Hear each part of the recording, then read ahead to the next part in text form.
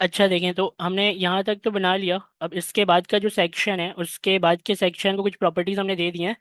About section में width दे दिया और बैकग्राउंड कलर हमने इसको दे दिया है। अब इसकी पैडिंग्स देख लेते हैं। तो पैडिंग कैसे देखेंगे अब? तो इसके अंदर एक है इमेज, ठीक है।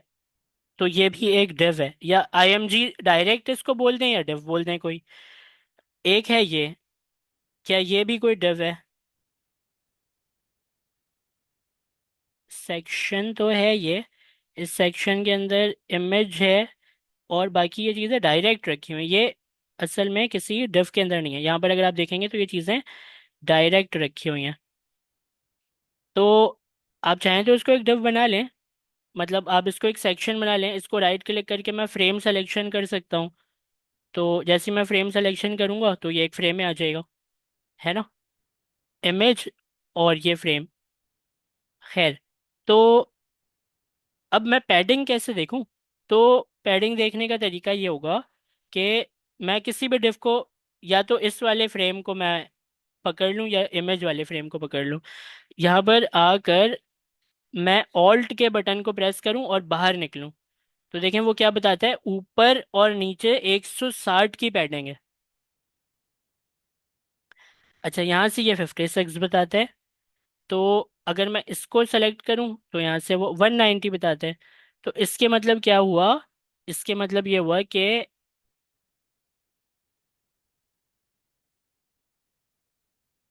इसकी जो बताई हुई पैडिंग है ना, हमें उसको फॉलो करना है। 160 और 160, और जो ये साइडें हैं उसको 56 के हिसाब से हम रखेंगे। तो पैडिंग देते हैं यहाँ पर, ऊपर नीचे 160 पिक्सल, साइडों में 56 पिक्सल। इन दोनों को रैम में कन्वर्ट कर लें और आ जाएं आप वापस यहाँ पर। अब आपकी बारी है डिव बनाने की, ठीक है। तो इस डिव को बनाते हैं। और ये जो डिव है आपका, ये मैं आपको जूम करके दिखाता हूँ। अभी मैं इस पर काम करने वाला हूँ। इधर अबाउट सेक्शन को ओपन कर लें, यहाँ पर एक डिव बना लें। और इस डिव को आप नाम दे सकते हैं यहाँ पर, styles dot about left div. तो ये जो लेफ्ट डिव है, इससे मैं कहता हूँ, इससे मैं कुछ भी नहीं कह सकता।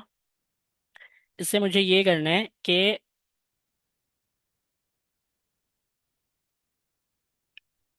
यहाँ से मुझे इसकी हाइट को तो मैं नहीं दूंगा, खैर।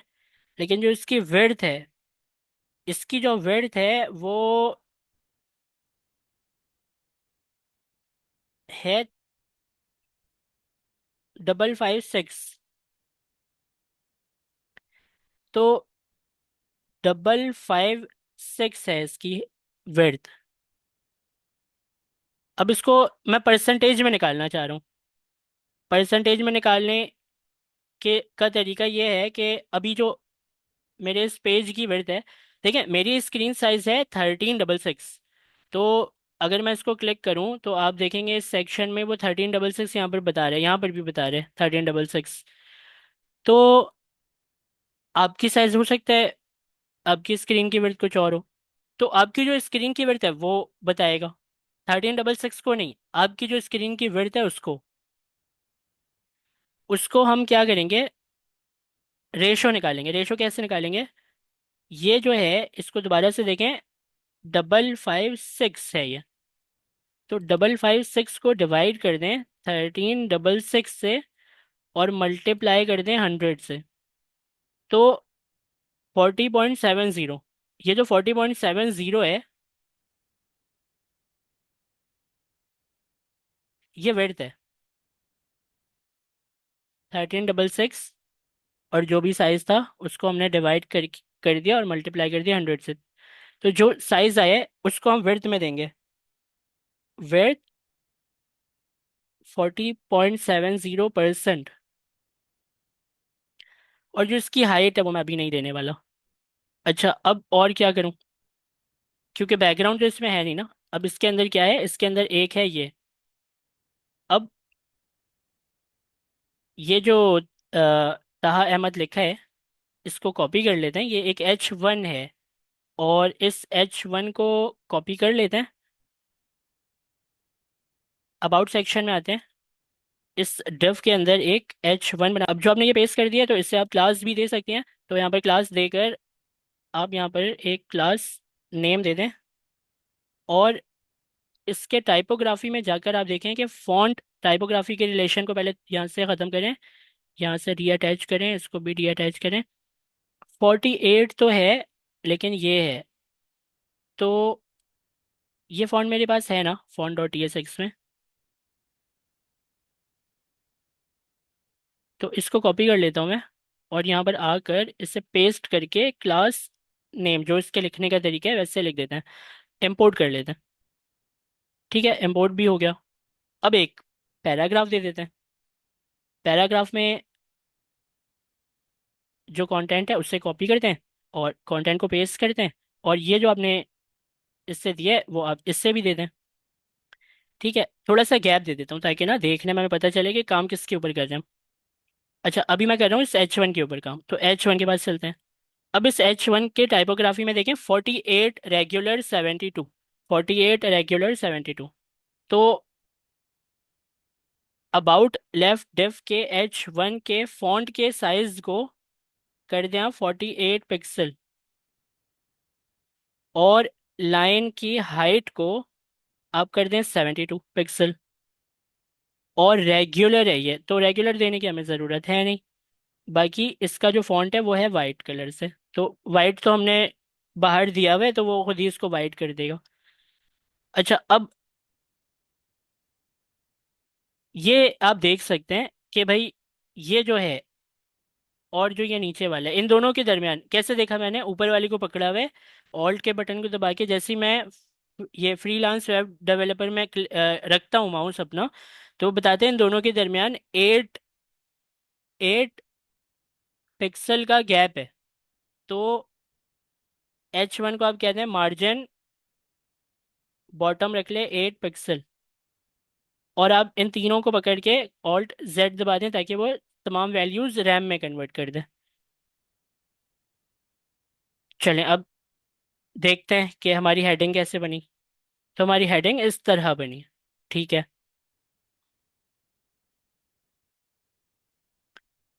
अब जो है इसको मैं एक बैकग्राउंड भी देना चाहता हूँ, क्योंकि मैंने इसकी विड्थ यहाँ पर डिफाइन की है ना, तो मैं देखना चाहता हूँ कि ये क्या बना, कैसा बनकर आया। एक्वा कलर दे देते हैं। अच्छा, अब फ्रीलांस वे जब तक ये कलर अपडेट हो जाएगा, हम यहाँ पर आते हैं, तो इसके टाइपोग्राफी को डी अटैच करते हैं। 30 36 रेगुलर ही है, 30 36। तो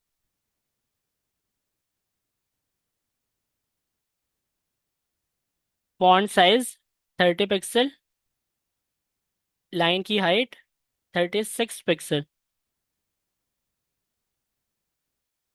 अच्छा, इसको आप सेलेक्ट करके रैम में कन्वर्ट कर दें और देखते हैं हमने क्या बनाया। रिफ्रेश कर लेता हूँ एक दफ़ा। तो ये बनाया है। अगर मैं अपने पेज को इस तरह देखूं तो वो मुझे इस तरह नज़र आता है। ठीक है, और जूम करके इस तरह नज़र आता है। तो यहाँ पर ये मुझे इस तरह दिखाई देता है। अच्छा, अब इसका जो कलर है, पैराग्राफ का जो कलर है, वो कलर है आपका यूज हुआ हुआ लोगो कलर, डैश डैश लोगो कलर। ठीक है, अब बैकग्राउंड को हटा सकते हैं हम। तो बैकग्राउंड को यहाँ से एक्वा को हटा दें, और आपको वो इस तरह नजर आ रहा है। अब जो है इस वाले ये जो रैंडम टेक्स्ट है, इस रैंडम टेक्स्ट को कॉपी कर लिया मैंने कंट्रोल A करके, कंट्रोल C करके। और पैराग्राफ है ना ये भी, तो आपको क्या करना है, आपको पैराग्राफ एक और बनाने हैं। अब यहाँ पर एक पैराग्राफ और बना दें, और यहाँ पर आप इस पूरे रैंडम टेक्स्ट को दे दें। अब इसके साथ मसला क्या होगा, इसके ऊपर भी कलर अप्लाई हो जाएगा, इसके ऊपर भी कलर अप्लाई हो जाएगा। तो मुझे यहाँ पर क्या करना पड़ेगा, इनलाइन CSS करके इसके कलर को पहले यहाँ पर बताना पड़ेगा। एक और कर्ली ब्रैकेट लगाएं, यहाँ पर बताएं कलर जो है वो हमें रखना है वाइट। ठीक है, अब ये उसका कलर जो है ना, लोगो कलर, वो अप्लाई नहीं होगा। तो अब देखते हैं क्या बनकर आया। तो ये बनकर आया है। अच्छा, फॉन्ट भी अप्लाई हो गया, सब कुछ मतलब वैसे ही ले लिया ना इसने। तो दो तरीके हैं आपके पास, या तो इसको क्लास देकर टारगेट कर लें या इनलाइन CSS से कर लें। तो देखते हैं अभी। टाइपोग्राफी में चलते हैं। टाइपोग्राफी के रिलेशन को डी अटैच करें, इसे भी डी अटैच करें, इसे भी डी अटैच करें। तो ये एंटर फॉन्ट है। Enter font. तो मेरे ख्याल से इनलाइन CSS देना अच्छा आइडिया नहीं है। इनलाइन CSS को हटा देते हैं और इससे एक क्लास देते हैं,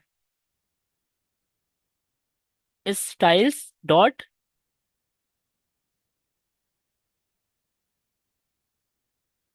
रैंडम टेक्स्ट।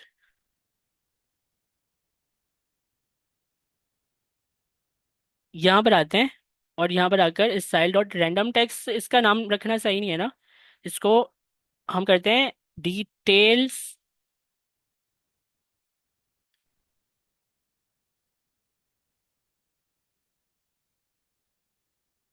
ठीक है, इस तरह कर देते हैं। अब लेकर आते हैं यहाँ पे टाइपोग्राफी से 16.88 कॉपी किया।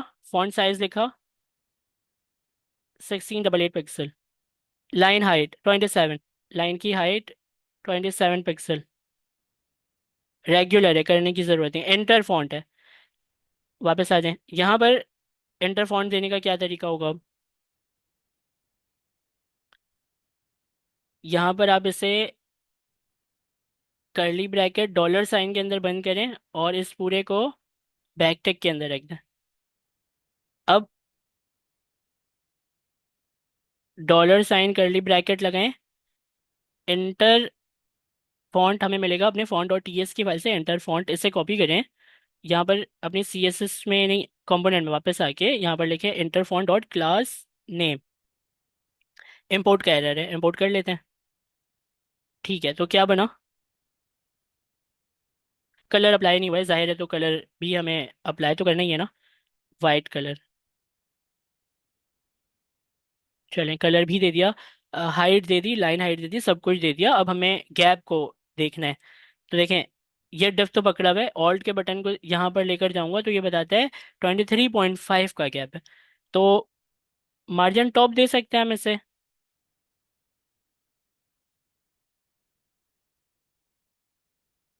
Margin top 23.5 pixel.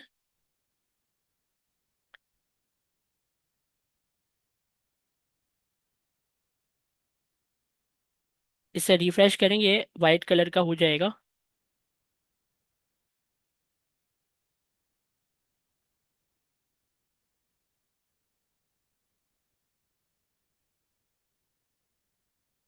अच्छा, अगर कोई कलर आप रूट के ऊपर अप्लाई करते हैं तो शायद वो इसके ऊपर अप्लाई इस तरीके से नहीं होता। ठीक है, तो रूट के कलर की शायद प्रायोरिटी ज़्यादा है। तो अब इसको वाइट करना है आपको, तो क्या करें, ऐसा क्या करें। एक सिंपल तरीका यह है कि इस पैराग्राफ को आप क्या करें, मिटाकर H1 कर दें। H1 कर दें, H2, H3 कुछ भी कर दें।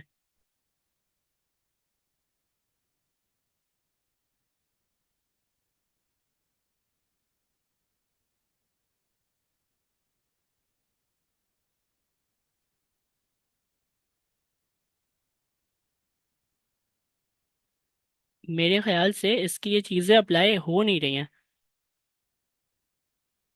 इस साइज भी सही लिखा है, ये भी सही लिखा है।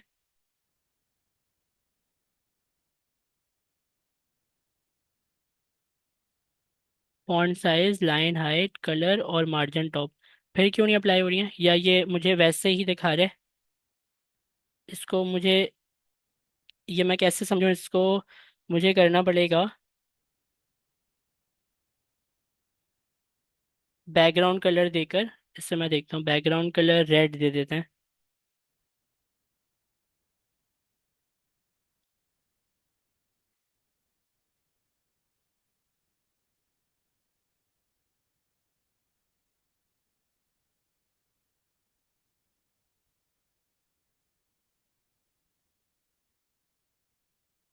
ठीक है, कोई बात नहीं, हम उससे H1 को H2 कर देते हैं।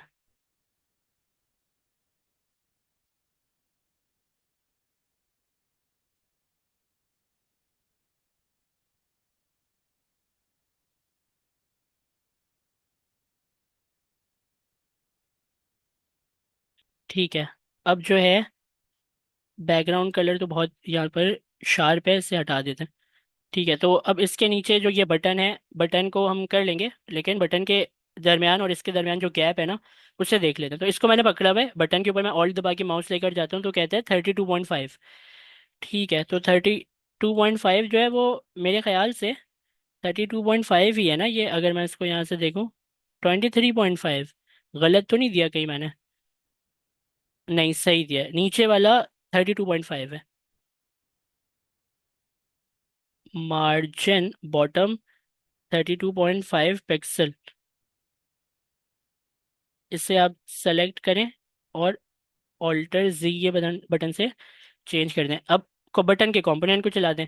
तो सेक्शन में आए और यहाँ पर डिफ के नीचे, डिफ के नीचे तो नहीं है, डिफ के अंदर ही चलाना है, H2 के नीचे। इनको ज़रा मैं थोड़े तरीके से इंडेंट कर दूं। जी, अब ठीक है। तो बटन के नीचे BUTTON कैपिटल वाला, और बटन हमारे क्या लेता है, एक प्रॉप्स लेता है टेक्स्ट वाला। फिर बताना है इस स्ट्रिंग के अंदर कॉन्टैक्ट मी,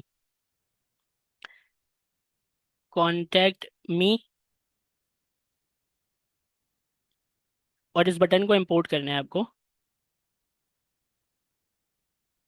तो ये बटन इंपोर्ट भी हो जाएगा, और दिखने में कैसा है ये हम देख लेते हैं अभी। देखें, आ गया ना, बिल्कुल सही तरीके से होवर भी हो रहा है ये। सही है, ये तो हो गया। अब आगे चलते हैं। अब जो ये बटन है, बल्कि इस पूरे डिफ का ही काम अब ख़त्म हो गया। तो इनके दरमियान का जो भी गैप है वो ख़त्म करते हैं, और इस डिफ को बंद कर देते हैं।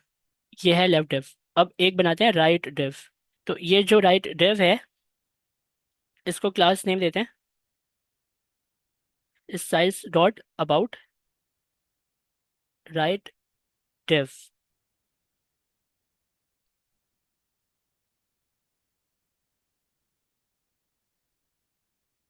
ये जो अबाउट राइट डिफ है, इसके डिफ को हमें कुछ भी नहीं कहना है। इस डिफ के अंदर अभी एक इमेज का टैग लगाते हैं, और इमेज के टैग के अंदर देते हैं SRC। इस SRC के अंदर जब हम स्लैश लगाते हैं तो वो पब्लिक के फोल्डर में पहुंच जाता है। यहाँ पर प्रोफाइल के नाम से शायद मेरी तस्वीर है। प्रोफाइल के नाम से इस प्रोफाइल को रीनेम करके Ctrl+C करेंगे, और यहाँ पर आकर profile.png लिखकर ऑल्टरनेटिव टेक्स्ट दे देंगे। यहाँ पर मैं लिख दूंगा प्रोफाइल पिक्चर, और विड्थ 400 जो भी यहाँ पर आ रहा है। अभी इसको सेट करते हैं। इमेज को पहले इंपोर्ट करना है। तो import image from next image. ठीक है। अब देखते हैं क्या बनकर आया है।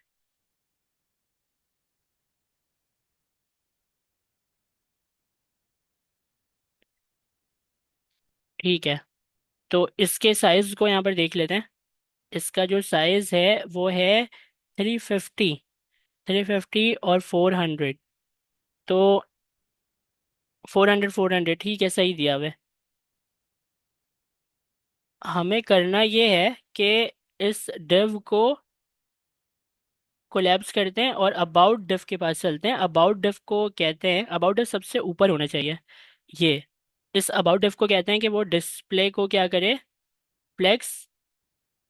और देखते हैं, और हाँ, जस्टिफाई कंटेंट को स्पेस बिटवीन भी कर देते हैं। देखते हैं क्या किस तरह ये दिखने में आता है।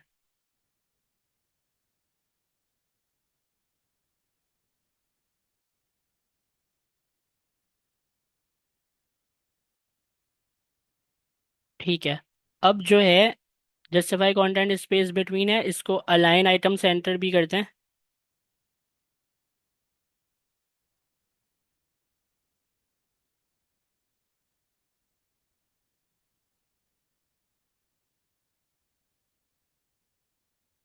ठीक है, अब जो है मुझे अपनी पिक्चर जो है ना उसको क्या करना है, इस तरफ मूव करना है, राइट की तरफ। तो मैं वैसे तो देख सकता हूँ, अगर मैं यहाँ पर ऑल्ट दबाकर माउस को इस तरह रखूँ ना, तो ये बताता है कि 212 का गैप है। तो मैं इस तरह भी कर सकता हूँ कि इसको गैप दे दूँ। अगर मैं यहाँ पर गैप 0 रख कर देखूँ तो क्या वो उसके साथ बिल्कुल मिल जाता है? अगर इसके साथ ये बिल्कुल आ जाए, नहीं नहीं आता, ठीक है, ये यहाँ पर रहता है। तो मैं चलता हूँ अपने इस डिफ के अबाउट राइट डिफ के पास, इससे मैं कहता हूँ मार्जिन लेफ्ट ले ले माइनस में 200 पिक्सल।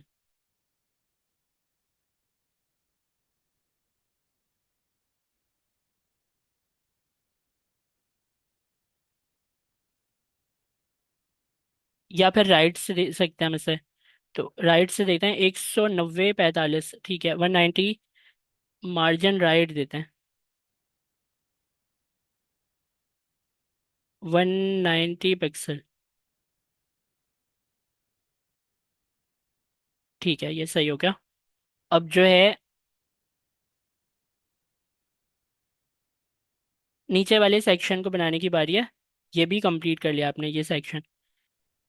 तो मेरे ख्याल से शायद ना थोड़ा ज़्यादा ही करीब आ गया ये। इसको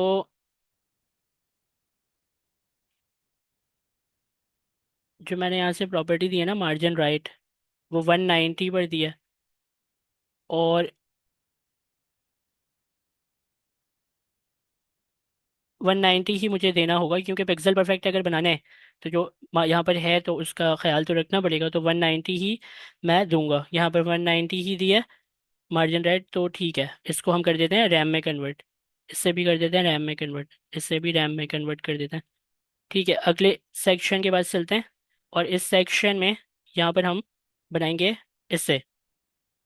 ठीक है, तो पेज, ये तमाम चीज़ें। अच्छा देखें, तो ये हमने यहाँ तक कर लिया है। अब इसको जो है वो बंद करते हैं। अबाउट सेक्शन का तो काम हो गया ना, तो अबाउट सेक्शन को बंद कर देते हैं। अब आ जाते हैं पेज डॉट ESX में। तो हेडर का component hero section, about section, ये बना लिया हमने। अब इसके नीचे जो है वो बनाना है।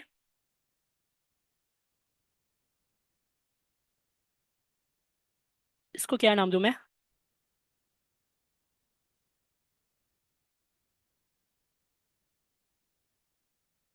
About image div. About image div बनाऊं? वैसे अगर ये उसके साथ ही होता तो ज़्यादा बेहतर होता, लेकिन यहाँ पर सेक्शन अलग है तो अभी हमें अलग ही करना पड़ेगा। तो चलें, इसको हम करते हैं यहाँ पर। वैसे अबाउट के अंदर भी चला सकता हूँ इसे मैं, लेकिन वो अबाउट का पार्ट हो जाएगा। अब यहाँ पर ऐसे नहीं है तो फिर अलग से ही बना देते हैं, कोई बात नहीं। About bottom image. तो इसके नाम को कॉपी करें और कंपोनेंट्स के फोल्डर में आने के बाद यहाँ पर आकर आप बना लें एक अबाउट बॉटम इमेज। और इससे जो है वो आप यहाँ से TSX की फाइल में बना दें, और बना दें आप मॉड्यूल, स्पेलिंग मिस्टेक, module.css। ठीक है, अब ये दोनों कंपोनेंट आपके पास आ गए। इसको RFCE करें, इसका कंपोनेंट बनाएं, और यहाँ पर सबसे पहले आप क्या करें, इसको इंपोर्ट कराएं। इंपोर्ट करा के स्टाइल्स अबाउट मॉड्यूल CSS। ठीक है, अब ये जो लिखा है इससे यहाँ से मिटाएं डिव को, कंट्रोल D करके दोनों को एक साथ मिटाकर फ्रैगमेंट को ओपन कर दें, और page.tsx में इस कंपोनेंट को चला दें। चल तो रहा है, इंपोर्ट करना है असल में। तो ये यहाँ तक हो गया। अब जो है सेक्शन बना दें, इसे क्लास नेम दे दें। और क्लास नेम में आप इसे क्या कहते हैं? आप इसे कहते हैं styles dot about bottom image.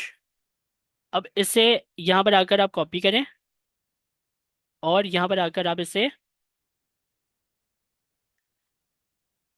Paste करके इसकी विड्थ दे दें। तो इसकी विड्थ जो है वो होगी 100%। और बैकग्राउंड कलर दे दें।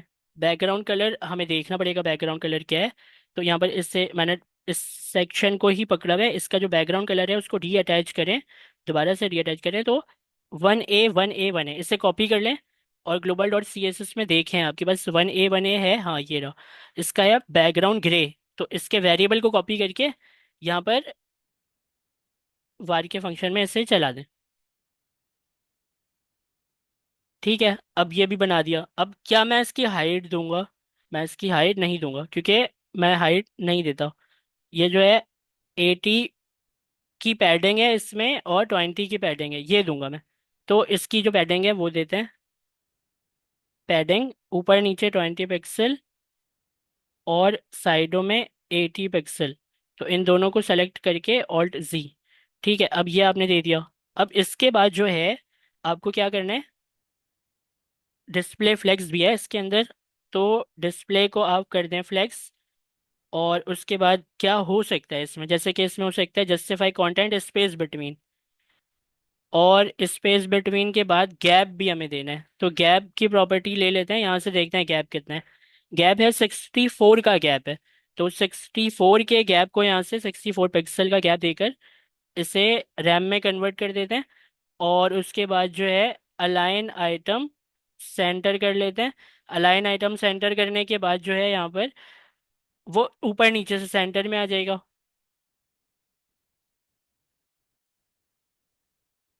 ठीक है, बस काफ़ी है। इमेजेस की बारी है अब।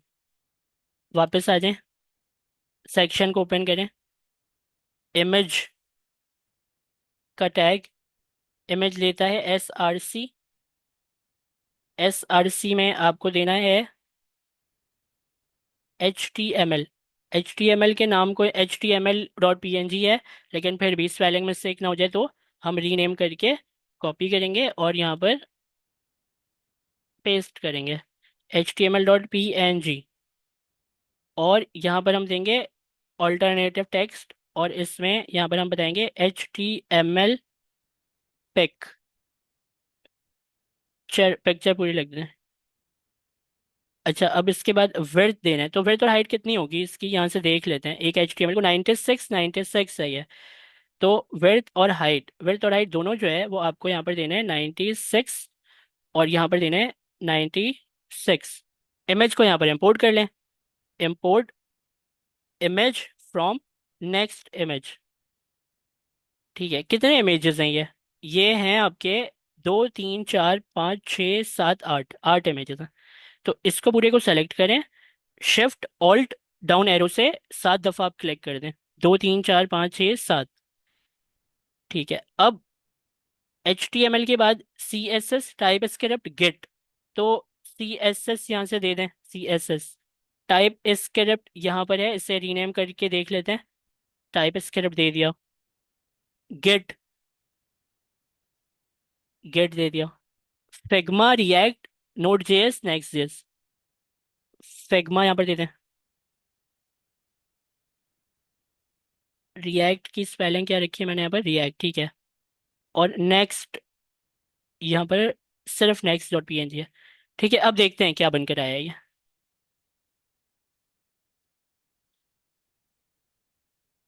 ठीक है, बहुत सही बनकर आया है।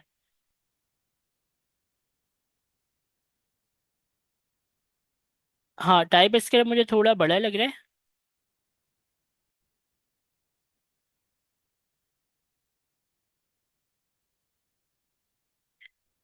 अच्छा, तो अब जो है इसके आगे हम चलते हैं, और इसके आगे जो है पहले हम देखते हैं कि हमने कहाँ तक बना लिया है। तो ये जो है ये तो मैंने कंप्लीट कर लिया। टाइप स्क्रिप्ट को थोड़ा जो है वो मैं छोटा कर सकता हूँ। तो टाइप स्क्रिप्ट जो है इसके, टाइप स्क्रिप्ट के इसमें आते हैं, इससे मैं कर देता हूँ 94 या 92 करके देखता हूँ।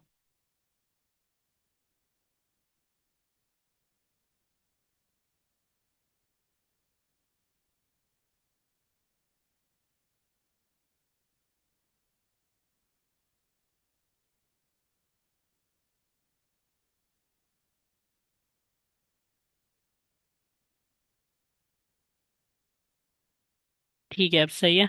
तो वापस चलते हैं और फिग्मा की फाइल में चलते हैं। फिग्मा की फाइल में देखते हैं कि ये वाला जो सेक्शन है वो किस तरह हम बनाएंगे। तो यहाँ पर इस सेक्शन को नाम दिया है पोर्टफोलियो। जी, पोर्टफोलियो सेक्शन है ये। तो पोर्टफोलियो सेक्शन जो है आपका, वो बनाना है हमें। अब आ जाए page dot T S x में, और page dot T S x में इस पोर्टफोलियो को आप यहाँ से आकर चला दें। इसका कलर ऐसे क्यों क्या? क्योंकि आपने पी कैपिटल नहीं लिखा है। कंपोनेंट के अंदर आकर यहाँ पर आप एक न्यू फोल्डर बनाएं, पोर्टफोलियो। और पोर्टफोलियो के अंदर आप एक फाइल बनाएं, portfolio dot T S X. इसके अंदर आप एक फाइल बनाएं, portfolio dot module dot C S S. और बाकी अबाउट बॉटम डेव को बंद कर दें, इससे भी बंद कर दें। अच्छा, पोर्टफोलियो के कंपोनेंट के अंदर आकर आर एफ सी ई कर दें। और आर एफ सी करने के बाद यहाँ पर इस डेव को दे दें। तो रिएक्ट के नीचे आके आप इंपोर्ट करा लें स्टाइल्स डॉट स्टाइल्स फ्रॉम, और इसकी जो फाइल का नाम है वो portfolio module C S S. तो यहाँ पर आकर आप एक सेक्शन टैग ले लें, और इससे आप एक क्लास नेम देकर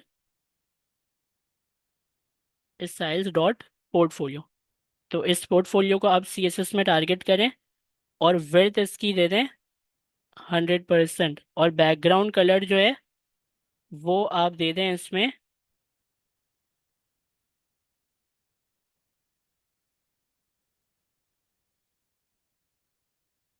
908।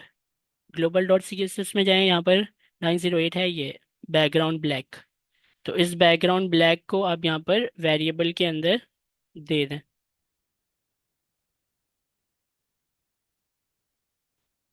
अच्छा, विड्थ आपने दे दिया। अब इसकी पैडिंग देखते हैं कि इसकी पैडिंग कितनी है। तो इसके अंदर है क्या? पहले इसके अंदर है भाई एक हेडिंग है। इस हेडिंग को अगर मैं ऑल्ट के बटन से देखूं तो ये हेडिंग मुझे बताता है कि 144 ऊपर से इसने पैडिंग टॉप ली हुई है।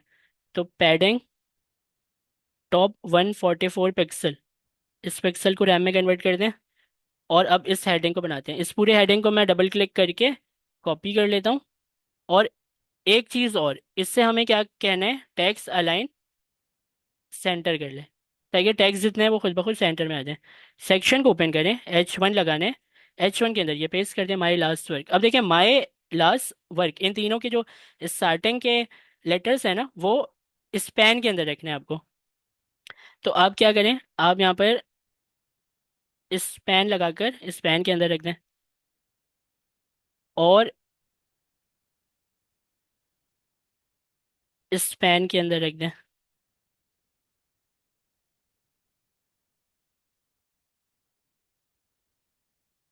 वर्क को भी आप स्पैन के अंदर रख दें। ठीक है, तो ये जितने भी स्पैन है, इन सारे ये जो स्पैन्स हैं ना, इनको इस तरीके से कर दें ताकि इसको इस पे काम करना आसान हो। ठीक है, अब जो है माए तो एक साथ ही है ना, यहाँ पर एल आएगा, लास्ट और वर्क। ठीक है, अब जो है, अब इसे टारगेट कर लें पोर्टफोलियो के अंदर की चीज़ों को देखने की। तो टाइपोग्राफी को डी अटैच करें, यहाँ पर डी अटैच करें, इसे भी डी अटैच करें, 48, 48। और फॉन्ट फैमिली, सबसे पहले फॉन्ट फैमिली यहाँ पर लगाते हैं। और यहाँ पर हम अपने वी एस कोड में कंपोनेंट के अंदर H1 के अंदर क्लास नेम,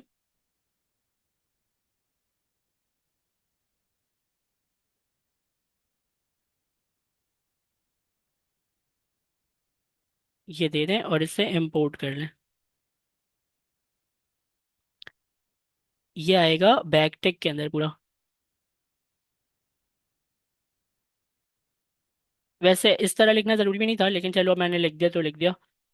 H1 को 48, फॉन्ट का जो साइज़ है वो है 48 पिक्सल। और जो लाइन हाइट है वो भी 48 पिक्सल ही है, और रेगुलर है, तो और कुछ देने की हमें ज़रूरत है नहीं। हाँ, मार्जिन बॉटम ज़रूर दे सकते हैं इसे। अगर मैं इसके डिव को क्लिक करूं और नीचे वाले पर देखूं तो ये 24 लेता है, तो मार्जिन बॉटम दे सकते हैं इसे 24 पिक्सल। तो इन तीनों को सेलेक्ट करके रैम में कन्वर्ट कर लें हम। चलें देखते हैं क्या बनकर आया है। तो मेरे ख्याल से यहाँ पर हमने पोर्टफोलियो को पेज डॉट ESX में इंपोर्ट नहीं किया है। देखते हैं क्या बनकर आया है।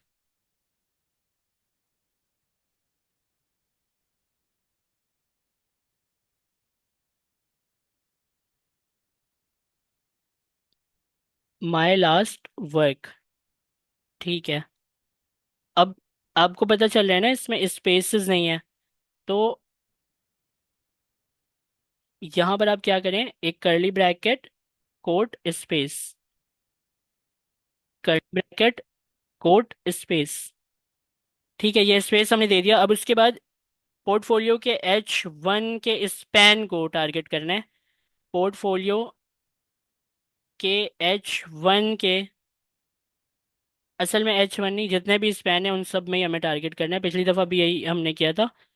तो यहाँ पर हम करेंगे कलर को वार, और यहाँ पर हम देंगे हाइफन हाइफन लोगो कलर।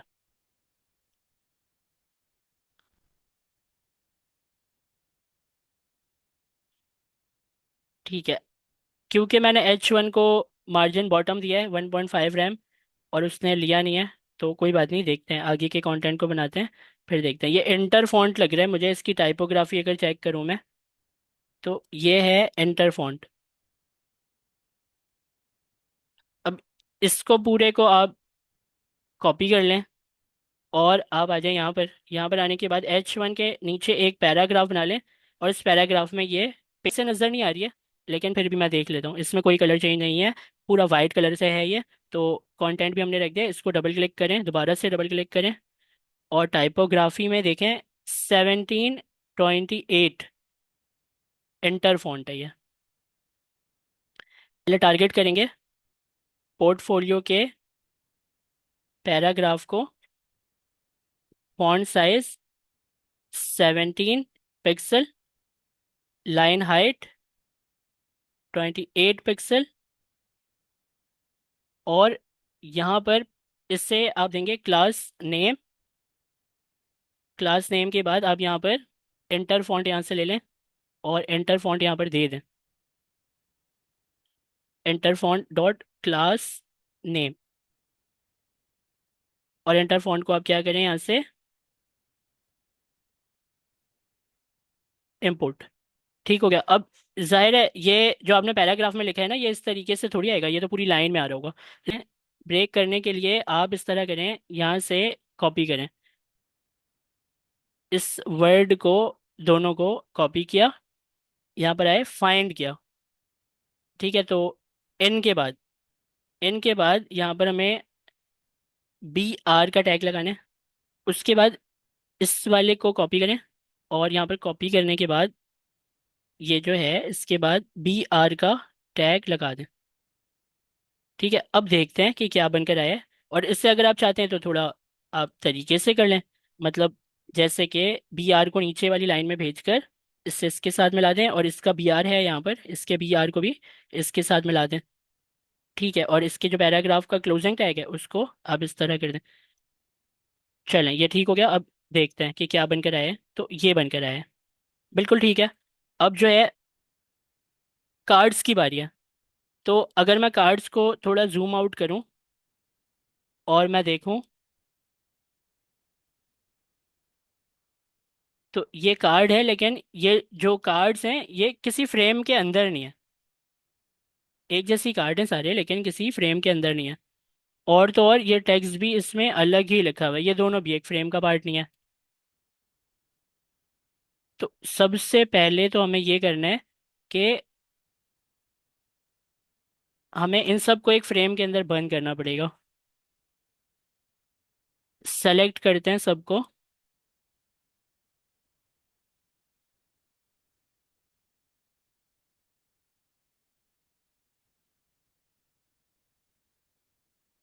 तो देखें इसका गैप किस तरह देखेंगे।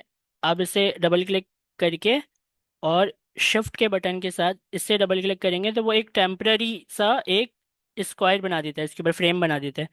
ये फ्रेम आपकी हेल्प करेगा। ऑल्ट की को दबाकर बाहर निकलें इससे, तो आपको वो बताता है कि साइडों से 32 का जो है वो एक स्पेस है। और अगर आप इसको लेकर जाएं ऊपर तो ये बताता है कि पैराग्राफ के नीचे 96 स्पेस है। तो ठीक है, अब हम इस तरह करते हैं कि पैराग्राफ को कहते हैं कि वो मार्जिन बॉटम ले ले 96 पिक्सल। ठीक है, यहाँ से हमने ये काम तो कर लिया नीचे जाने वाला। अब जो है ये 32 जो है, ये आप पैडिंग दे सकते हैं। आप पैडिंग दे सकते हैं पूरे पोर्टफोलियो को। और इस पोर्टफोलियो को आप दे दें पैडिंग जैसे कि परसेंटेज में आप देना चाहें तो उसमें भी दे सकते हैं, वरना 32 इतना ज़्यादा नहीं है, आप इसको हार्ड कोटेड भी दे सकते हैं। तो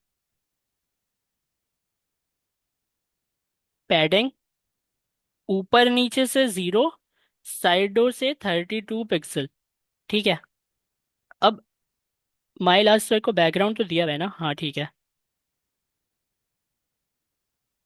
अब इसके अंदर देखें हमें करना ये है कि ये जो डिव है ना, इस डिव को बनाते हैं और फिर उसके अंदर कार्ड्स बनाते हैं। तो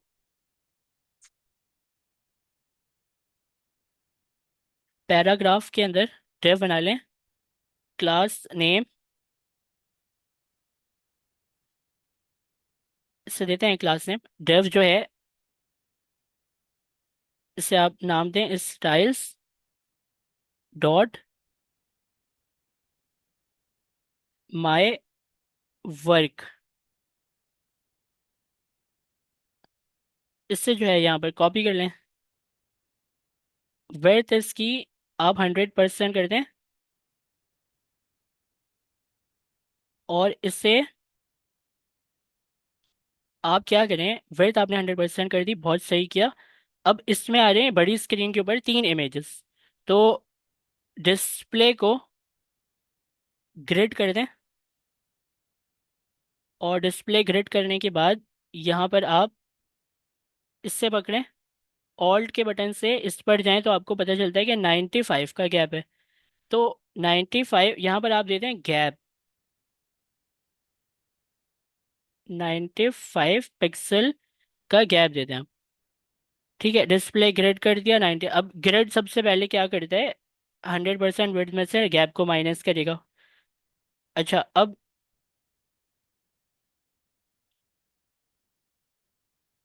ग्रिड टेम्पलेट कॉलम्स, तो ये जो ग्रिड टेम्पलेट कॉलम्स है इसके ऊपर आकर मैं बता सकता हूँ कि भाई 3 कार्ड मुझे चाहिए।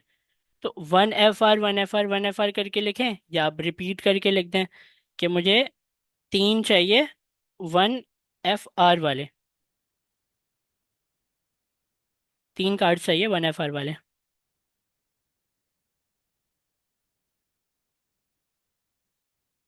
ग्रिड को बोल दिया 95, ग्रिड को बोल दिया डिस्प्ले ग्रिड कर ले, 95 का गैप रखे और 3 कॉलम बना दे 1FR 1FR 1FR वाले।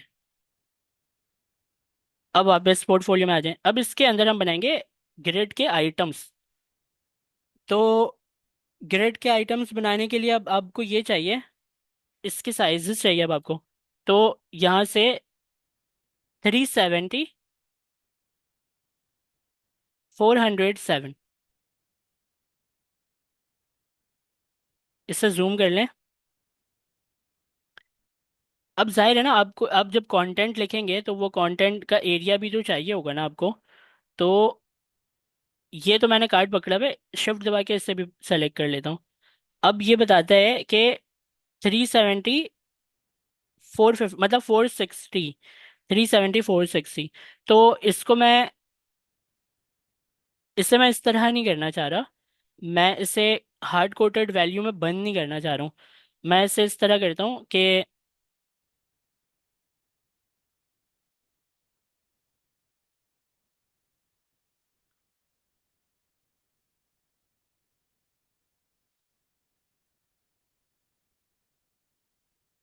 370 की वर्थ है इसकी।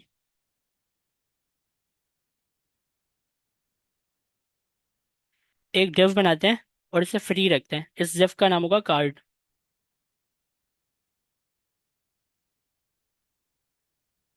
Styles dot card. अब ये जो स्टाइल डॉट कार्ड है, इसे टारगेट करते हैं और इससे कहते हैं कि ये डिस्प्ले को फ्लेक्स करें और फ्लेक्स डायरेक्शन को कॉलन करें। अच्छा, अब जो है इस कार्ड वाले डिव को ओपन करके एक डिव बना देते हैं। ये है कार्ड इमेज के नाम से।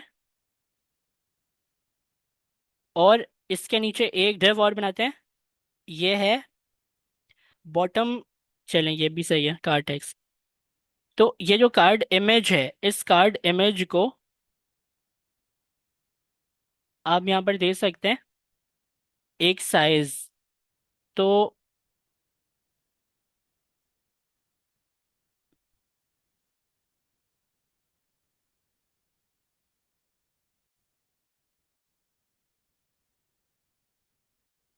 Card image,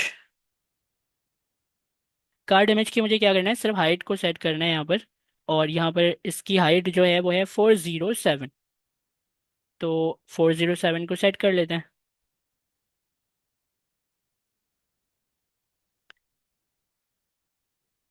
407 pixel. ठीक है, अब पोर्टफोलियो के अंदर जो ये कार्ड टेक्स्ट है, इस कार्ड टेक्स्ट को भी यहाँ पर टारगेट करते हैं और यहाँ पर भी जो इसकी प्रॉपर्टीज है ना वो दे देते हैं। तो यहाँ पर आप प्रॉपर्टी दे दें इसे कार्ड टेक्स्ट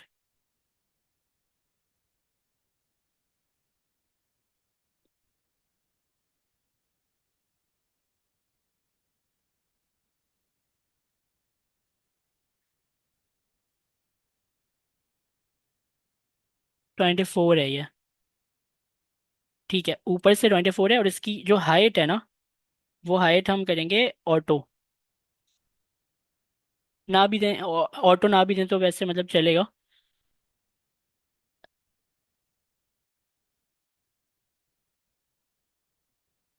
तो हाइट मार्जिन टॉप 24 पिक्सल। अब वापस आते हैं इसमें और इमेज को यहाँ से ओपन करते हैं और यहाँ पर SRC देते हैं। इसके अंदर मैं देता हूँ प्रोफाइल डॉट PNG और ऑल्टरनेटेड टेक्स्ट देते हैं यहाँ पर प्रोफाइल विड्थ और हाइट भी यहाँ पर दे देते हैं। तो हाइट यहाँ पर ये गलत लग गया है, इसे मिटा देते हैं और यहाँ पर इमेज को इंपोर्ट कर देते हैं।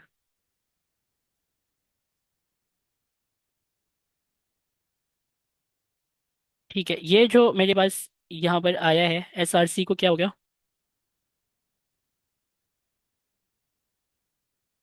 अच्छा, SCR लिख दिया मैंने। SRC ठीक है। तो देखते हैं क्या बनकर आया है। रिफ्रेश करते हैं एक दफ़ा।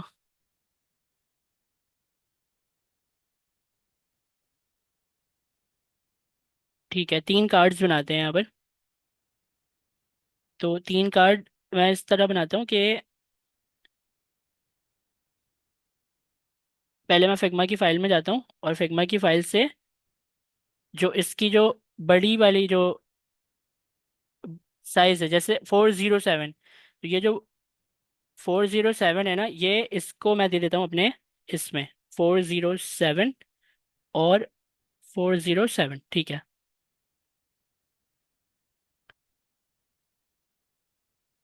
ग्रिड मैंने किसको प्रॉपर्टी दी है, ग्रिड की प्रॉपर्टी दी है माई वर्क को। और माई वर्क के अंदर क्या है, ये कार्ड है।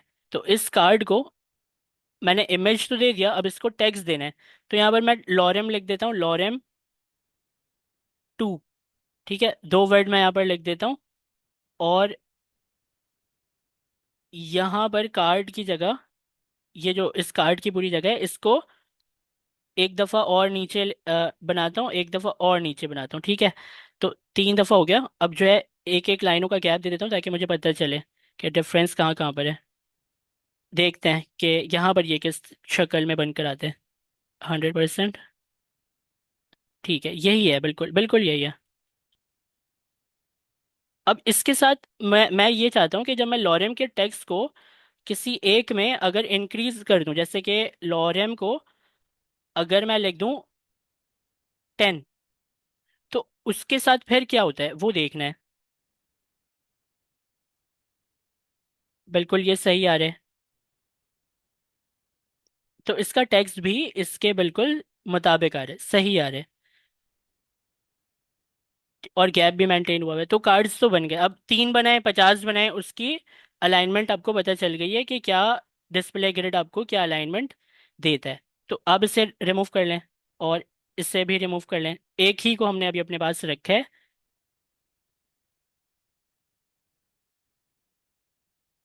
और इसे चला देते हैं। अच्छा, अब मुझे ये बताएं।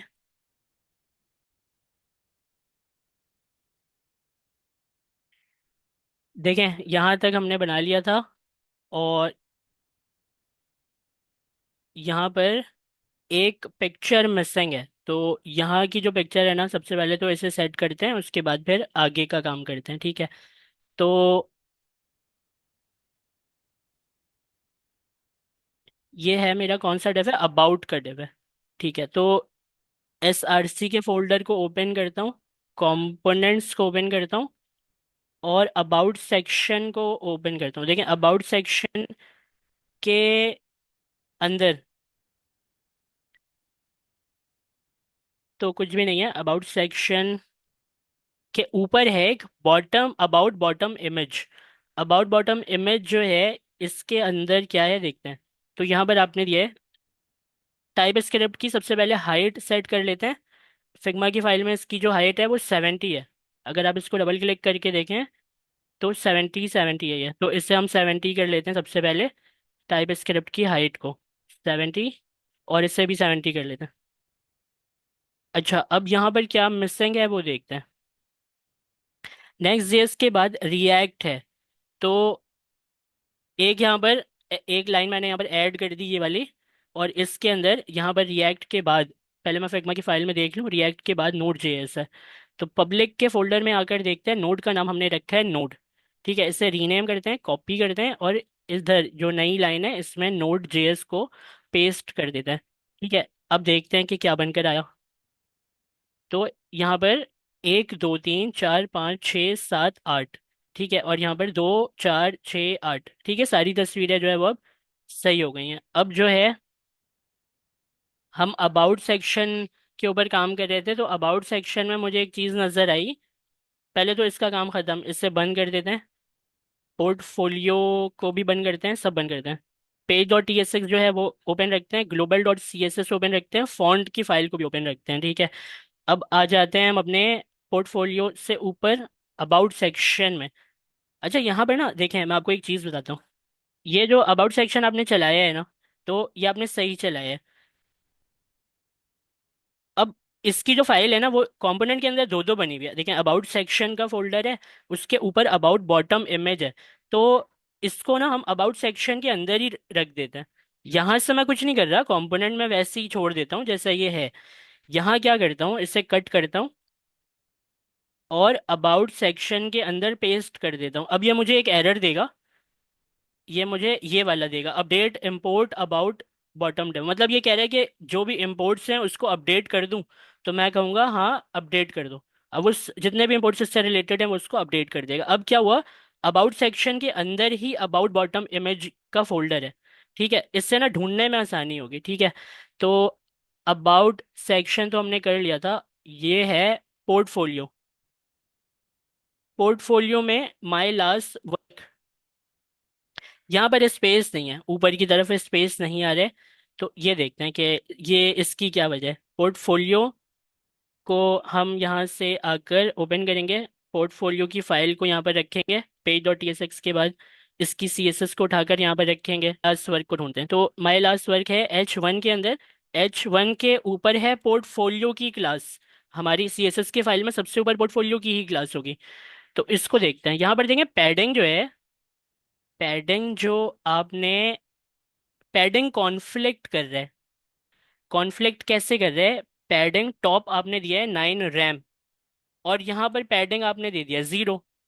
अब वो 9 रैम उसने लिया होगा, लेकिन जब दोबारा पैडिंग की प्रॉपर्टी उसको मिली तो उसने उसके हिसाब से 0 कर दिया, है ना।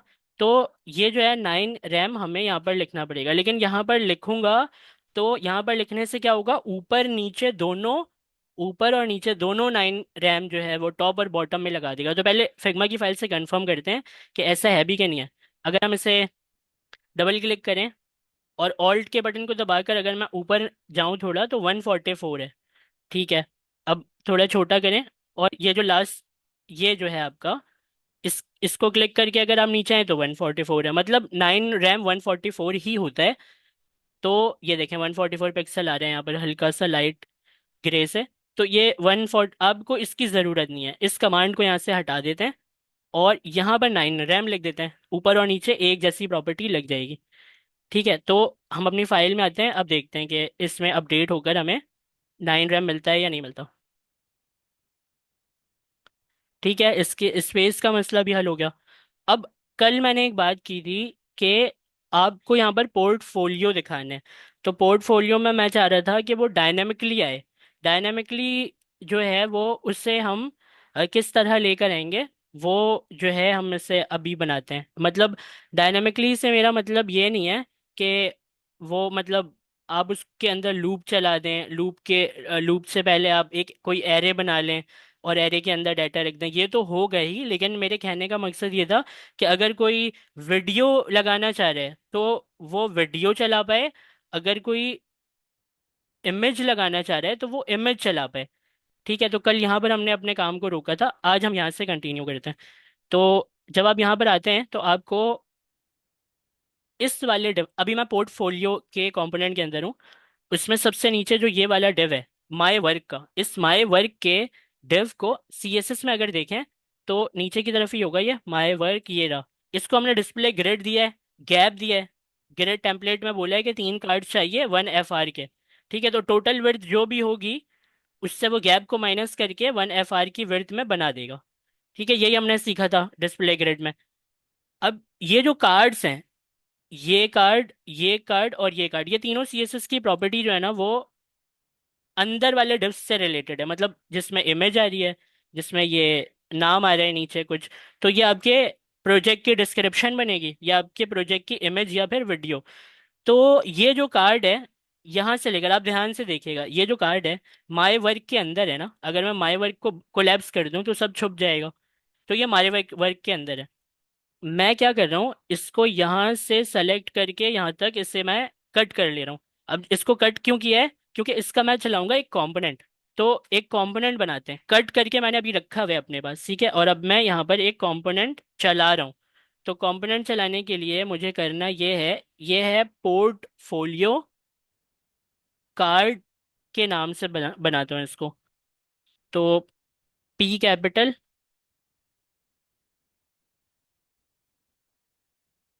पोर्टफोलियो कार्ड के नाम से बना देता हूँ। ठीक है, तो ये जो पोर्टफोलियो कार्ड है इसको मैं क्या करता हूँ, यहाँ पर चला देता हूँ।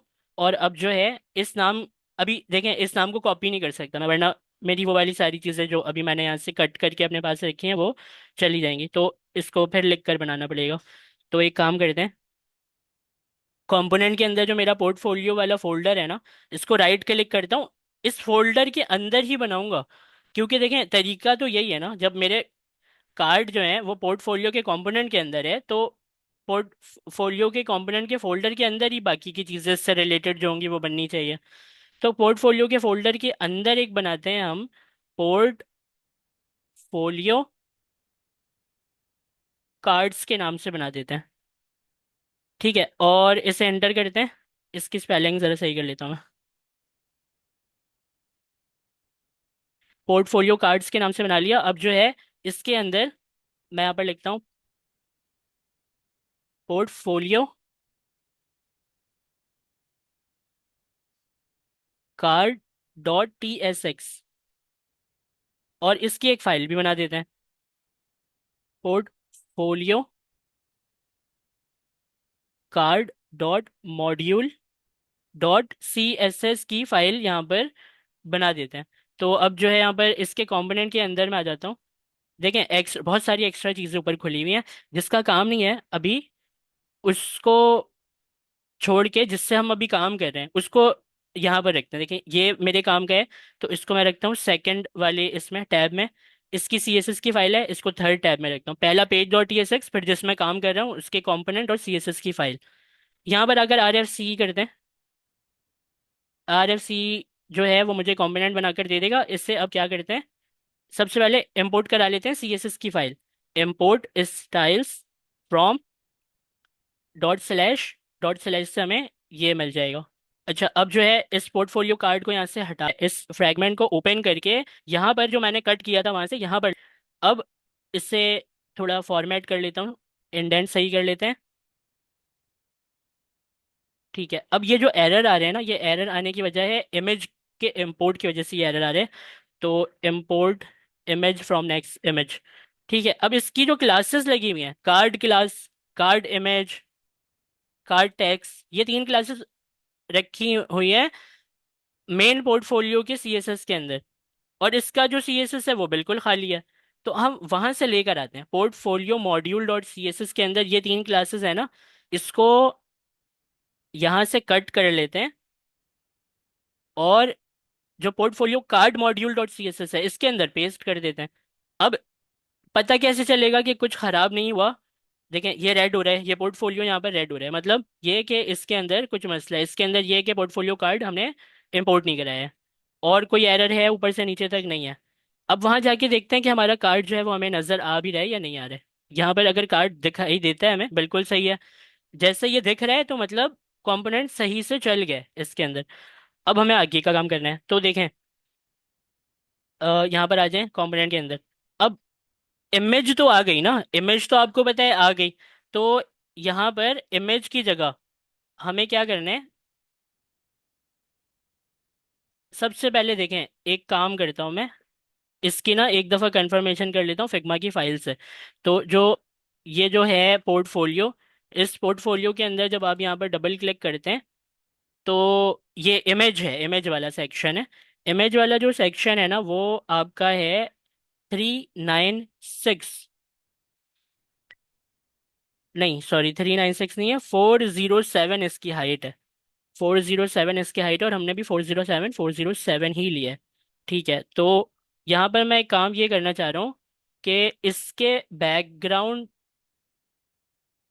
को एक मैं देना चाह रहा हूँ बैकग्राउंड कलर। तो इसको बैकग्राउंड कलर मैं किस तरह दूंगा, देखें सबसे पहले तो इमेज के क्लोजिंग टैग की हमें ज़रूरत नहीं है ना, इसको यहाँ से हटा देते हैं क्लोजिंग टैग को, और इसे सेल्फ क्लोजिंग टैग बना देते हैं। सेल्फ क्लोजिंग टैग कैसे बनेगा, ये जो यहाँ का जो ये एंगुलर ब्रैकेट है उसके बाद हम लिख देते हैं ये फॉरवर्ड स्लैश, तो ये सेल्फ क्लोजिंग बन जाएगा। अब यहाँ पर इसके अंदर एक क्लास ऐड कर लेते हैं, क्लास नेम। क्लास नेम जो है वो उसके अंदर क्या हो सकता है, उसके अंदर यहाँ पर इस टाइप आईएमजी से हमें याद रहेगा कि इमेज की डायरेक्ट बात हो रही है। तो अब यहाँ पर इसकी सीएसएस में आ जाते हैं। सीएसएस में आने के बाद टेक्स्ट वाले के तो ऊपर है ना, यहाँ पर इस जगह पर टारगेट करते हैं इसे, आईएमजी को। तो इसके बैकग्राउंड को देता हूँ, तो मैं मुझे इसके बैकग्राउंड को ना देना है ग्रे।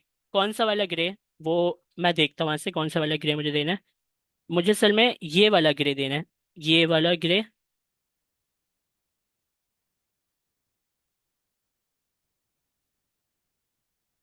जी ये वाला ही देना है मुझे ग्रे। तो देखते हैं इसका कलर जो है वो फिल के अंदर क्या है, हेक्स कोड क्या है, 1A वाला है। ठीक है, तो यहाँ पर 1A कौन सा है, बैकग्राउंड ग्रे। इसके नाम को कॉपी कर लें, पोर्टफोलियो कार्ड मॉड्यूल के सीएसएस में आकर इससे दे दें बैकग्राउंड कलर, नाम को आप दे दें। तो यहाँ पर क्या है कि इसके अंदर एक बैकग्राउंड आने की वजह से ना अब हमें नजर आएगा कि भाई हमारी इमेज कहाँ तक है, और बैकग्राउंड उसमें ग्रेइश बैकग्राउंड हमें ये बता देगा कि, सर रिफ्रेश होने दें फिर बताता हूँ मैं।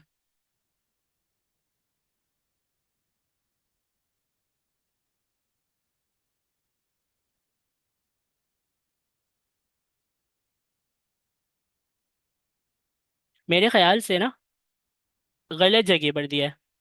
अच्छा, यहाँ दिखने से तो पता नहीं चलेगा, यहाँ दिखने से तो पता नहीं चलेगा। मेरे ख्याल से गलत जगह पर इसलिए मैंने दिया है, क्योंकि ना ये कार्ड इमेज वाली क्लास को मुझे देना है, मुझे इमेज को थोड़ी देना है डायरेक्ट, क्योंकि आप जो इमेज यूज़ करेंगे उस इमेज की तो पूरी तस्वीर आप लगाएंगे ना उसको डिफ के अंदर। तो अगर वो तस्वीर आपकी हाइट में छोटी है या विड्थ में छोटी है, तो क्या होगा कि जो खाली जगह जो बच जाती है ना उसकी वजह से वहां पर अगर ये ग्रेइश कलर आ जाएगा तो फिर आपकी इमेज के लेआउट में ना, देखें मैं आपको क्या समझाना चाह रहा हूँ, ऐसे बोल के शायद समझ में ना आए। अगर लेट सपोज आपकी एक इमेज है इतनी बड़ी है, ठीक है, और दूसरी इमेज है वो इतनी बड़ी है, और तीसरी इमेज है वो इतनी बड़ी है, तो बड़ी जो इमेज है उसको तो आप छोटी कर लेंगे, है ना, लेकिन ऐसे मतलब आप उसको इस तरह छोटी कर लेंगे। तो जब आप इसको छोटी करेंगे इमेज को, तो वो यहाँ से छोटी हो जाएगी इस तरह, मतलब रेशो में छोटा करेंगे ना आप, ऐसे तो इस तरह तो नहीं करेंगे, ऐसे रेशो में छोटी करेंगे ना इमेज को। तो अब देखें इसकी क्या हो गई, विड्थ कम, इसकी क्या है, हाइट कम। तो अब यहाँ पर देख रहे हैं कितना ऑकवर्ड लगेगा, मतलब आप तो अपने पोर्टफोलियो की तस्वीरें दिखाएंगे, लेकिन आप देख रहे हैं इस वाले इमेज से इसका साइज छोटा, और इस वाली इमेज से इसका साइज जो है वो विड्थ में कम है।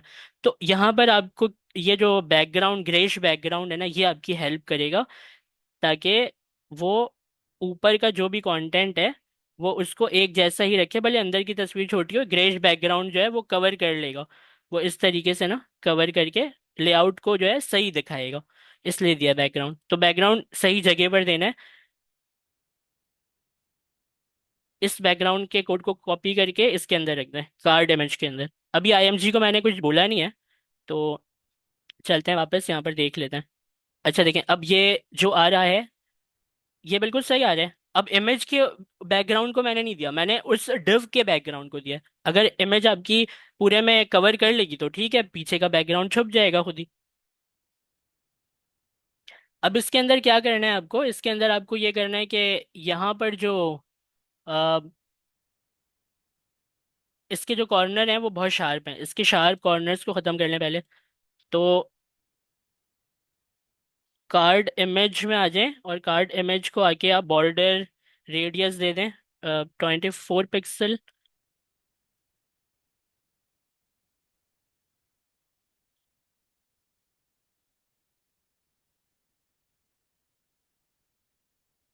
और ओवरफ्लो हिडन की प्रॉपर्टी दे दें, ओवरफ्लो हिडन की प्रॉपर्टी दे दें। ठीक है, अब ये कार्ड जो है वो बेहतर दिख रहा है। चलें, कार्ड का काम तो हो गया। अब एक काम मैं और ये करना चाह रहा हूँ कि जो यहाँ पर आपने लॉरेम लिखा है ना, इस लॉरेम को मैं चाह रहा हूँ कि मैं इसको भी ना वही कलर दे दूँ जो हम यहाँ पर हेडिंग्स में जो पहले वाले लेटर को देते हैं ना, वही दे देता हूँ। तो इसके कलर को चेंज कैसे करेंगे, यहाँ पर जो आपने लॉरेम लिखा है ये है कार्ड टेक्स्ट की क्लास के नाम से, तो यहाँ पर इसको कलर दे देते हैं, कलर। कलर को वेरिएबल हमने किस नाम से रखा था, डैश डैश लोगो कलर, लोगो कलर। तो ये जो लोगो कलर है ये इसके कलर को चेंज कर देगा। ठीक है, देखते हैं इसको।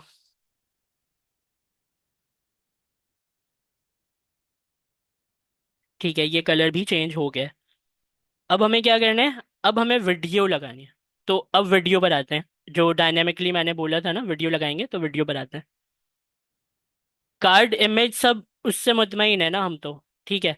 तो मेरे ख्याल से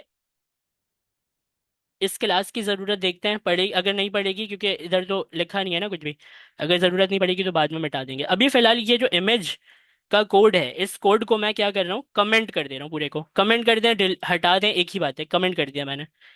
ठीक है, अब कमेंट कर देंगे तो जाहिर है वहां से देखें क्या होगा, ये देखें इमेज चली गई ना, कार्ड तो नज़र आ रहा है, इमेज चली गई। अब हमें यहाँ पर यूज करना है वीडियो। तो नेक्स्ट जेएस के अंदर जो है ना, जैसे आपको इमेज का टैग मिलता है वैसे आपको वीडियो का टैग नहीं मिलता नेक्स्ट जेएस का अपना। तो ये इमेज को तो ऑप्टिमाइज करने के लिए इन्होंने इमेज का टैग बनाया है, लेकिन वीडियो का कोई स्पेशल टैग नहीं है, तो हमें HTML वाला जो टैग था वीडियो का वही यूज करना है। तो वीडियो यहाँ पर लगा लेते हैं। वीडियो के साथ कुछ एट्रीब्यूट्स होते हैं, जैसे कि SRC में तो हम लोकेशन बताते हैं, और उसके बाद ऑटो प्ले। ऑटो प्ले के मतलब क्या होता है, खुद ब खुद चल जाएगा। उसके बाद एक दफ़ा वीडियो ख़त्म हो जाए तो बार बार चले, उसके लिए लूप लगा देते हैं। और वीडियो की आवाज़ जो है वो ना आए, इसलिए हम उसको म्यूट कर देते हैं। ठीक है, ये तीन प्रॉपर्टीज एट्रीब्यूट्स हैं, ये प्रॉपर्टीज नहीं एट्रीब्यूट्स, ये तीन लगा लिए। अब एस आर सी में वीडियो देते हैं, तो वीडियो मेरे पास है नहीं, वीडियो जो है वो लेकर आता हूँ मैं।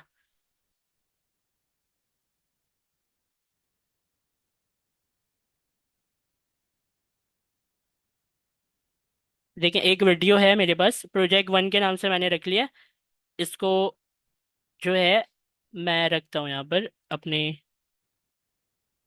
पोर्टफोलियो के अंदर, पब्लिक के फोल्डर के अंदर, यहाँ पर आकर मैं बनाता हूँ एक फोल्डर और इसका नाम रखता हूँ मैं वीडियोस। वीडियोस नाम रख देते हैं, देखते हैं। और यहाँ पर वापस चलते हैं, सॉरी भैया इस कोड में वापस चलते हैं। यहाँ पर देखें वीडियोस का एक फोल्डर बनकर आ गया।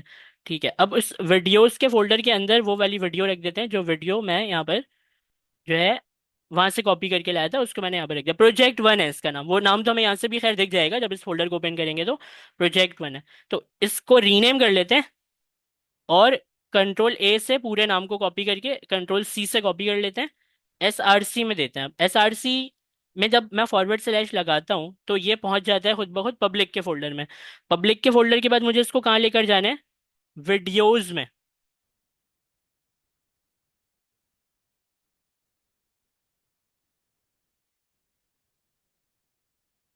वीडियोस के बाद मुझे यहाँ पर फॉरवर्ड स्लैश लगाकर project one dot M P four, इसे मुझे यहाँ पर क्या कर देना है, दे देना है। बस इतना ही देना था। ये फॉरवर्ड स्लैश पब्लिक में गया, ये वीडियोस के अंदर गया।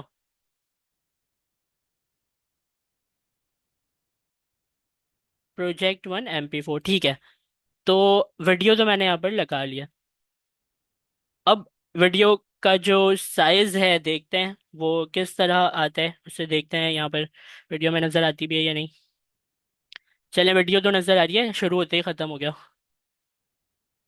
तो यहाँ पर वीडियो के ऊपर ना एक एट्रीब्यूट मिसिंग है। वो एट्रीब्यूट कौन से मिसिंग है, वो है कंट्रोल। कंट्रोल के एट्रीब्यूट से देखें, आप वीडियो को देखेंगे ना तो वीडियो में आपको कंट्रोल्स नहीं मिल रहे, रोकना, चलाना, म्यूट करना, बड़ी स्क्रीन करने वाला कोई भी कुछ भी नहीं मिल रहा। तो आपको यहाँ पर क्या करना है, कंट्रोल्स का एट्रीब्यूट लगाना है। कंट्रोल्स के एट्रीब्यूट से ना आपको, ये रहा कंट्रोल्स का एट्रीब्यूट, वो आपको कंट्रोल्स दे देगा। ठीक है, तो आप आ जाए यहाँ पर वापस और रिफ्रेश करते हैं इसे एक दफ़ा। अब देखें कंट्रोल्स आ रही है ना यहाँ पर, तो इसे रोक सकते हैं, चला सकते हैं, अनम्यूट कर सकते हैं, इसे फुल स्क्रीन कर सकते हैं।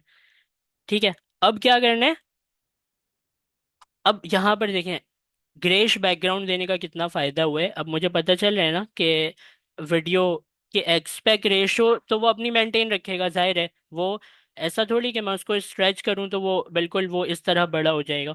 तो मुझे करना ये है कि इसको, जो ग्रेश बैकग्राउंड जिसको मैंने दिया है, इससे दिया है। इससे मुझे ये कहना है कि भाई ये जो भी इसके अंदर आए डिस्प्ले को फ्लेक्स करके अलाइन आइटम को सेंटर करें, ताकि जो भी चीज़ इसके अंदर आएगी वो सेंटर में है।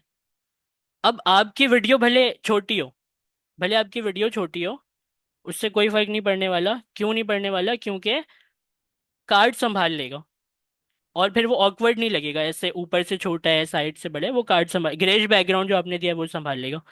अच्छा, मैं इसमें ऑटो प्ले की प्रॉपर्टी हटा देता हूँ वरना वो खुद ब खुद चलने। अब जो है वीडियो तो सही आ गई, एक वीडियो और लगाएं, इसी कोड को कॉपी करके पेस्ट कर देते हैं नीचे, तीन दफा कर देते हैं, देखते हैं। लेआउट तो हमने सही कर लिया था क्योंकि डिस्प्ले ग्रिड लगे है इसके अंदर। देखते हैं।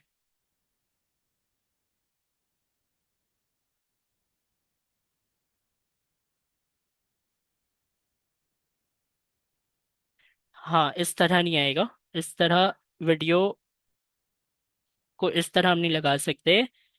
वो हमें ये करना पड़ेगा कि पूरे कार्ड का जो सेक्शन है, ये एक वीडियो चला रहे हैं, ये जो पूरे कार्ड का सेक्शन है ये एक वीडियो में आ जाए, जहां पर ये कंपोनेंट चल रहा है यहाँ पर दो दफा चला दें, इसे तीन दफा चला दें। अब देखते हैं, देखें। तो प्रोजेक्ट शो हो जाएंगे इस तरह। अगर आप वीडियो लगाना चाह रहे हैं तो वीडियोस जो है वो इस तरीके से आप शो करवा सकते हैं। अब जो है, अब आपको क्या करना है, अब कहीं वीडियो और कहीं इमेज। चले मैं यहाँ से ये तीन हटा देता हूँ, ठीक है। और यहाँ पर आ जाते हैं वापस अपने इसके अंदर। अब देखें, इमेज भी आ गई और वीडियो भी आ गई। वीडियो को मैं यहाँ से कर देता हूँ कमेंट, ठीक है। अब हम यहाँ पर करते हैं ये वाला जो पूरा कंपोनेंट है, इससे हमें चलाना है लूप में, बार बार बार बार लूप में चलाना है। तो डाटा बनाते हैं एक, ठीक है। डाटा किस तरह बनाएंगे, इसको मैं बंद करता हूँ सारी फाइलों को। SRC के अंदर राइट क्लिक करके न्यू फोल्डर लेकर एक कांस्टेंट का डाटा बनाता हूँ। कांस्टेंट के फोल्डर के अंदर मैं यहाँ पर एक फाइल बनाता हूँ और इसका नाम मैं रखता हूँ पोर्टफोलियो कार्ड के नाम से। पोर्टफोलियो कार्ड .ts की फाइल है, ये टाइप स्क्रिप्ट की फाइल है। अच्छा, कार्ड को यहाँ पर कैमल केस में कर देते हैं ना, रीनेम करके कार्ड के C को कैपिटल कर देते हैं। पोर्टफोलियो कार्ड .ts सही है। यहाँ पर हम करते हैं एक्सपोर्ट कॉन्स्ट,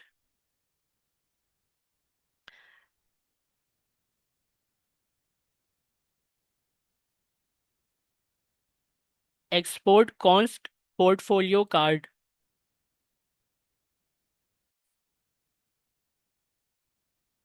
चलें पहले एरे बना लेते हैं। एरे तो बना हुआ है, इसके अंदर ऑब्जेक्ट्स बनाते हैं। तो ऑब्जेक्ट्स तो इसके अंदर डाटा क्या क्या आएगा वो तो मुझे देख देख कर ही रखना पड़ेगा। अच्छा, सबसे पहले तो इसमें आईडी तो आएगी, ठीक है। आईडीज क्योंकि हम अलग अलग देंगे सबको, आईडी तो आ गई। आईडी के बाद कौन सा डाटा आएगा वो देखते हैं। तो पिक करेंगे, यहाँ से कुछ चेंज करेंगे नहीं। इमेजेस में कुछ चेंज करेंगे, हाँ इमेजेस में SRC चेंज करेंगे। ऑल्टरनेटिव टेक्स्ट नहीं करेंगे, विड्थ को भी हमें नहीं छेड़ना, ठीक है। तो SRC का एक वहां पर बनाते हैं।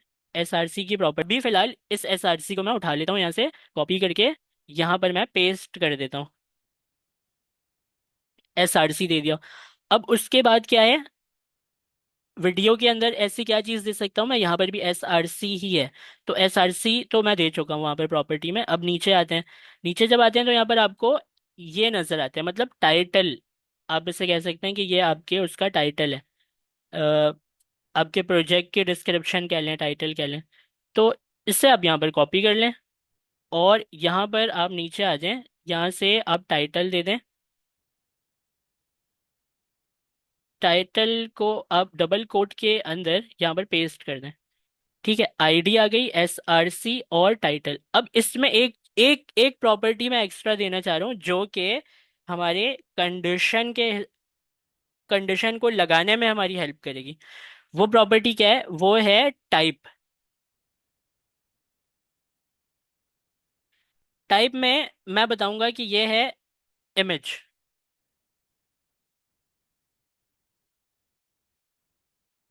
आईडी, टाइप, SRC और टाइटल, ठीक है।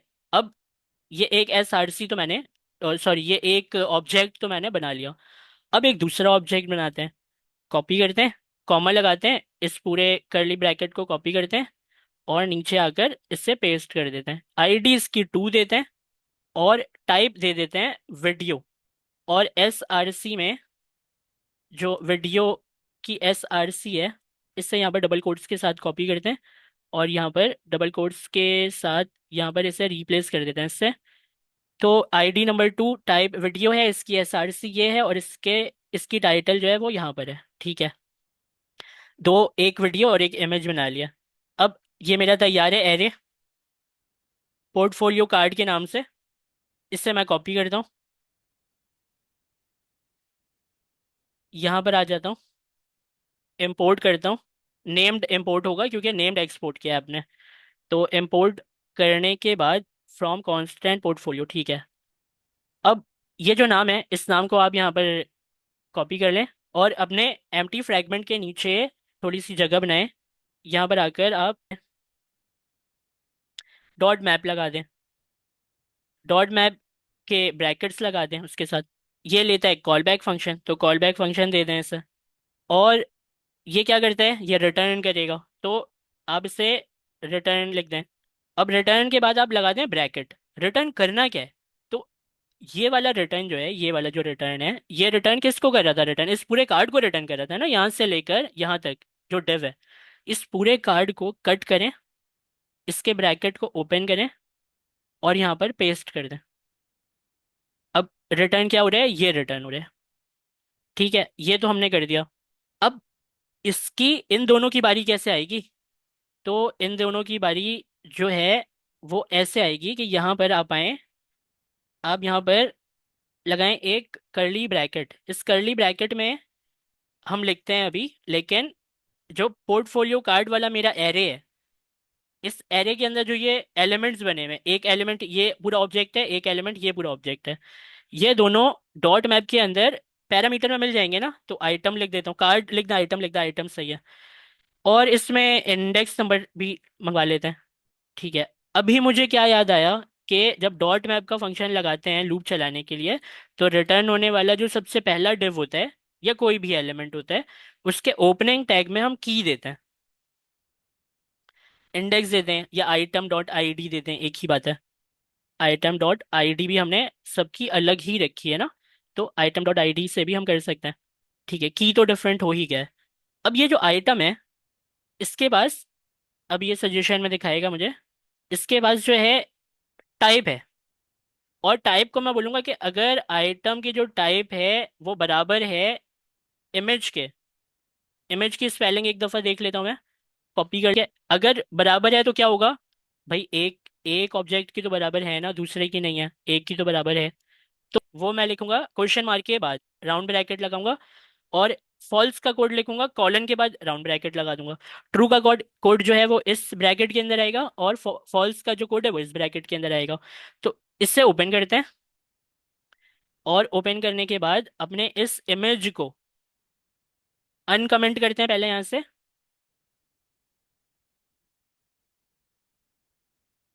एक सेकेंड।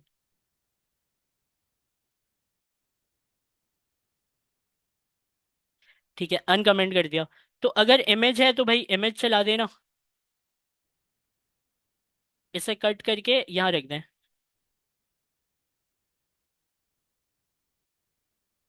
और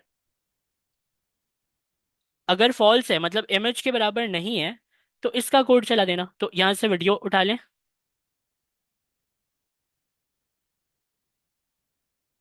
अब इसे थोड़ा फॉर्मेट करते हैं और समझते हैं। फॉर्मेट हो गया, इसके एक्स्ट्रा जो भी लाइन है उससे ख़त्म करते हैं। फॉर्मेट मेरा ख्याल है प्रिंटर से नहीं हुआ है, दोबारा करते हैं। अब हुआ फॉर्मेट। चलें, अब इसको थोड़ा छोटा करता हूँ मैं। ठीक है, अब देखते हैं। ये लूप है, पोर्टफोलियो कार्ड के एरे में से जितने एलिमेंट हैं वो क्या कर रहे हैं, उसको चला रहे, रिटर्न करवा रहे हैं। रिटर्न क्या करा रहे हैं? पूरे के पूरे कार्ड को। ठीक है, कार्ड के अंदर क्या है? इमेज है या फिर वीडियो है। तो इमेज और वीडियो के ऊपर हमने लगाई हुई है कंडीशनल रेंडरिंग। ये जो कंडीशनल रेंडरिंग है, ये कंडीशन के ऊपर देखता है कि भाई अगर आइटम की टाइप इमेज है तो इमेज को भेजेगा, अगर आइटम की टाइप इमेज नहीं है तो वीडियो को भेज देगा। ठीक है, अब यहाँ पर इसके अंदर की जो, इससे मैं बड़ा कर देता हूँ, अब इसके अंदर की जो चीज़ें है ना उससे चेंज कर सकता हूँ मैं। जैसे कि ज़्यादा कुछ चेंज नहीं करना है मुझे, सिर्फ इस एस आर सी को item dot S R C कर देना है, और वीडियो के एस आर सी को भी यहाँ पर मिटाकर item dot S R C कर देना है। अब ये जो है ये टाइटल है, इससे भी यहाँ से मिटाए, बस इतना ही करना था। सारा काम जो है वो आपने कर लिया है, और ये डायनामिक हो चुका है। अब इससे देखते हैं कि एक्सपेक्टेड रिजल्ट हमारा मिलता है हमें या नहीं मिलता। ठीक है, एक दफ़ा रिफ्रेश करते हैं। एरर्स तो नहीं है हमारे किसी में? नहीं। ठीक है, रिफ्रेश हो रहा है, अभी है, हो गया है। नीचे आते हैं, देखें, वीडियो भी आ गई और इमेज भी आ गई। और इमेजेस वीडियोस को चेक करने हैं तो कर लें, क्योंकि डिस्प्ले ग्रिड है ना, तो मैं उस चीज़ से भी सेटिस्फाई हूँ कि इसका लेआउट भी ख़राब नहीं होने वाला। अब कैसे करेंगे? इसको कॉपी करें और यहाँ पर कॉमा लगाकर नीचे पेस्ट कर दें। चार हो गए ना, छः कर देते हैं। तो दो और ले लेते हैं, यहाँ से कॉपी करें और यहाँ पर कॉमा लगाकर पेस्ट कर दें।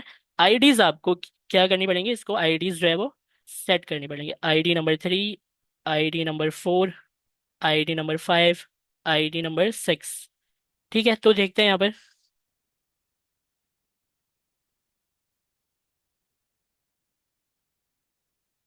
नहीं आया, हमने कोई मिस्टेक ज़रूर की है। दोबारा रिफ्रेश करता हूँ, क्या होता है कभी कभी ना। नहीं, नहीं आया, कोई मिस्टेक हमने किया है यहाँ पर, तो उस मिस्टेक को पहले देखते हैं। तो भाई यहाँ पर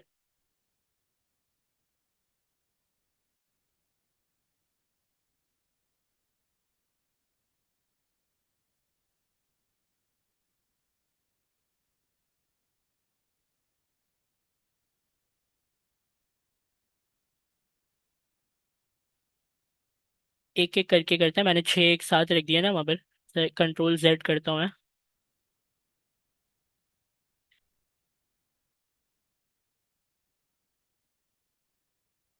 आईडी नंबर 3, इसकी टाइप जो है वो इमेज कर देते हैं। और SRC जो है यहाँ पर इसे दे देते हैं, और टाइटल है ये। ठीक है, इससे देखते हैं कि ये तीसरे कार्ड को लेकर आता है या नहीं।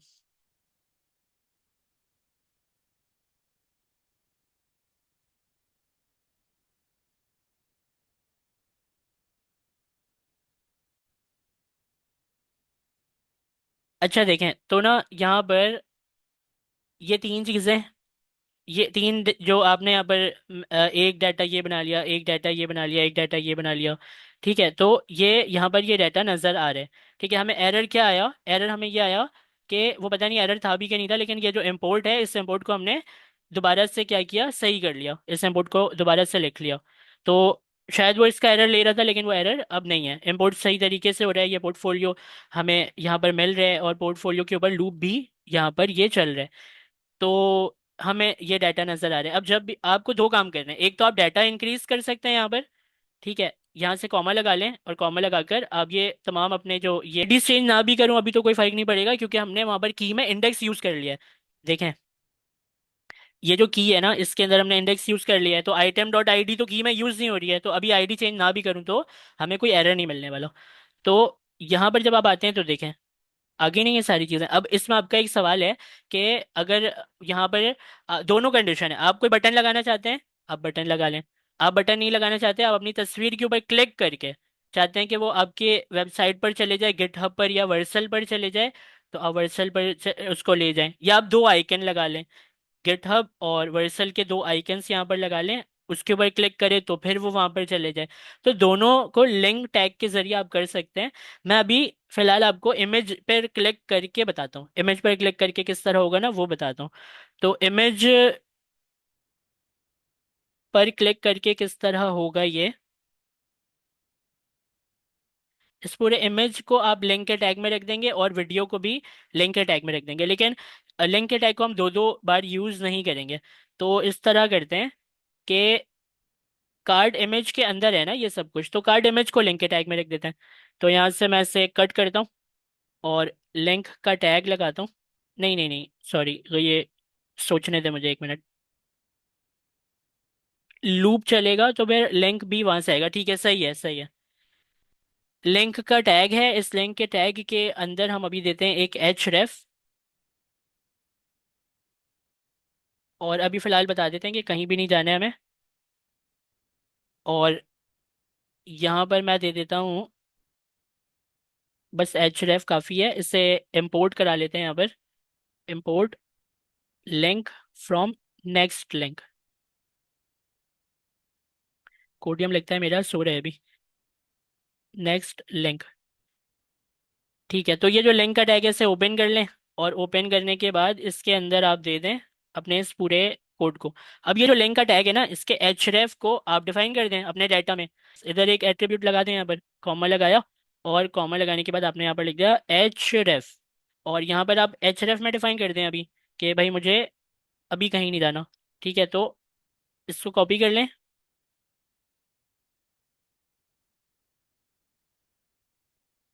अब हम क्या करेंगे, ये जो जो हम यहाँ पर लिख रहे हैं, इसका हमें क्या करना है, सिर्फ वहां पर बताना है पहले वाले कार्ड की आएगी, तो पहले वाले कार्ड पे उसका लिंक लगेगा।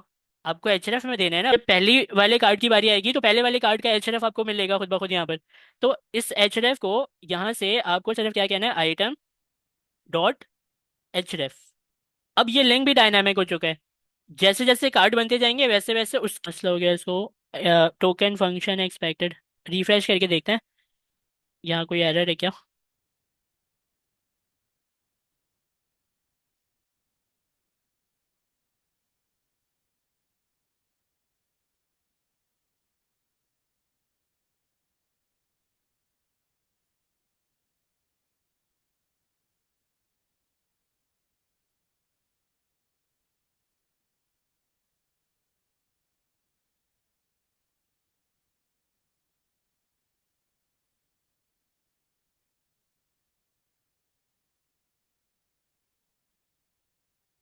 ठीक है, तो अब देखें ये सारे क्लिकेबल हैं। ये जो इमेजेस वीडियोस ये जो है ना, ये सारे क्लिकेबल हैं। इसके ऊपर अगर मैं www.google.com लिख दूं तो वो मुझे google.com पर भी ले जाएगा। अगर मैं यहाँ से लेट सपोज यहाँ पर google.com लिख दूं,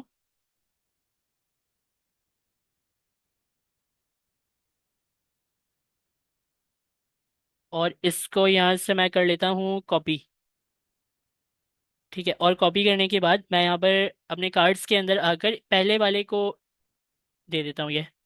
ठीक है, अब देखते हैं कि इसकी चेंजिंग आ जाए पहले यहाँ पर,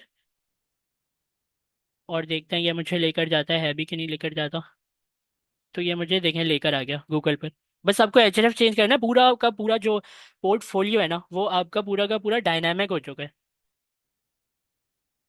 आप समझ रहे हैं, हर कुछ data dynamic, image dynamic, video लगा लो, इमेज लगा लो, लिंक चेंज कर लो, नीचे टाइटल चेंज कर लो, पूरा डायनामिक है ये।